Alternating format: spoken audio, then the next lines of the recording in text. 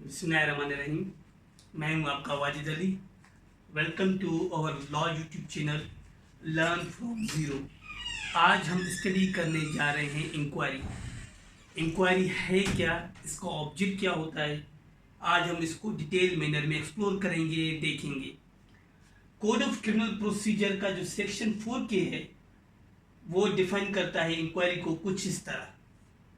ये कहता है inquiry includes every inquiry other than trial conducted under this code by a magistrate or court.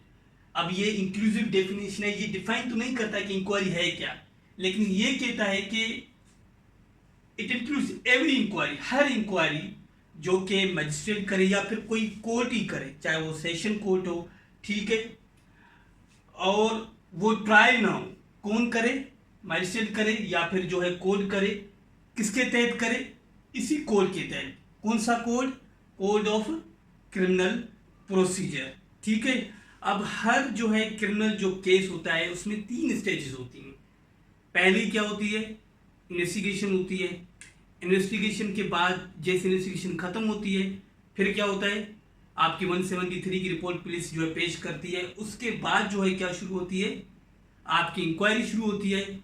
जैसे inquiry खत्म होती है आपका ट्रायल जो है शुरू हो जाता है, ठीक है। तो कितनी स्टेजेस मैंने आपको बताई? 3 स्टेजेस। पहली स्टेज क्या कि क्रिमिनल केस की इन्वेस्टिगेशन, दूसरी स्टेज क्या, इंक्वायरी, तीसरी स्टेज क्या, ट्रायल, ठीक है। इसी तरह इन तीनों का ऑब्जेक्ट ही क्या है, वो डिफरेंट है, उन तीनों का पर्पस जो है डिफरेंट है, ठीक है। जैसे कि इन्वेस्टिगेशन का पर्पस क्या होता है? कलेक्शन ऑफ एविडेंस, के एविडेंस को जो है कलेक्ट किया जाए। इंक्वायरी का क्या पर्पस होता है, ऑब्जेक्ट क्या होता है उसका? टू डिटरमाइन द ट्रुथ और फॉल्सिटी ऑफ सर्टेन फैक्ट, ठीक है।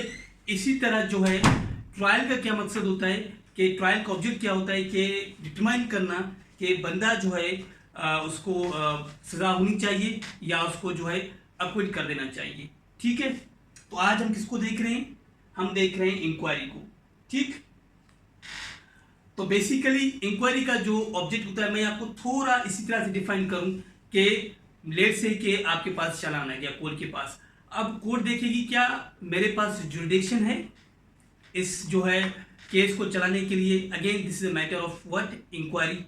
उसके बाद कोर्ट देखेगी क्या कि जितने भी सेक्शंस जो हैं चालान के अंदर इंक्लूड किए गए हैं या जो है इंसर्ट किए गए हैं, क्या वो बनते भी हैं सेक्शंस या नहीं, क्या जो है क्राइम बनता भी है या नहीं, या कोई ऑफेंस बनता भी है या नहीं, या फिर जो है आप यूं कह लें कि डॉक्यूमेंट्स जो हैं केस के प्रॉपरली क्या वो अक्यूज को सप्लाई किए गए हैं या नहीं के नहीं जो है किए गए। ये भी क्या किसमें किसके जिम्मे में आता है?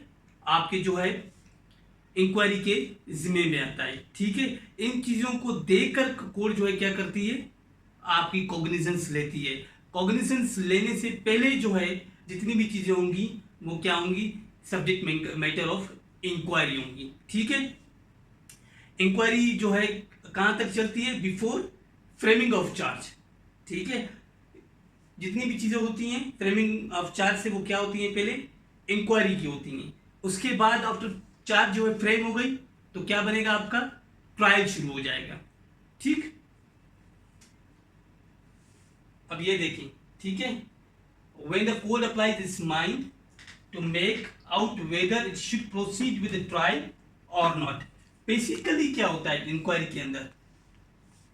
इंक्वायरी के अंदर बेसिकली क्या होता है कि कोर्ट देखती है, क्या देखती है कि वेदर क्या उसको जो है ट्रायल की तरफ जाना चाहिए या नहीं जाना चाहिए, ठीक है। क्या कोर्ट को कॉग्निजेंस लेनी चाहिए या नहीं लेनी चाहिए, ये पर्पज होता है बेसिकली किसका, आपका जो है